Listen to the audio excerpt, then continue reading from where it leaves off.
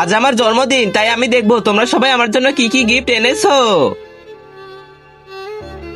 তোমরা সবাই এসেছো, তাহলে দেখি তোমরা আমার জন্য কি গিফট নিয়ে এসেছো। মেহের, প্রথমে তুমি দেখাও। বিপাশা, আমি তোমার জন্য এটা নিয়ে এসেছি। এটা কি রকম গিফট? জন্মদিনে কেউ এমন গিফট দেয় নাকি? আমার এটা একদমই পছন্দ হয়নি। নেহা, এবার তুমি তোমার গিফট দাও। এই দেখো বিপাশা, আমি তোমার জন্য মেলা থেকে এটা নিয়ে এসেছি। এটা কি গিফট নিয়ে এসেছো? বাচ্চা মনে করেছো নাকি? বাচ্চাদের খেলনা নিয়ে চলে এসেছো, এটা আমার একদমই পছন্দ হয়নি। সুপর্ণা, এখন তুমি দেখাও গিফট। এই যে আমি তোমার জন্য এই হাঁসটা নিয়ে এসেছি।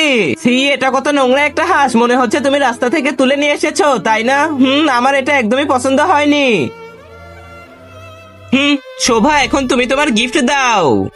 বিপাশা, আমি তোমার জন্য এটা নিয়ে এসেছি। ওই দেখ, কত কার্টুন কেটে নিয়ে এসেছে। চুপ করো তোমরা তিনজন। শুভা, দাও আমাকে।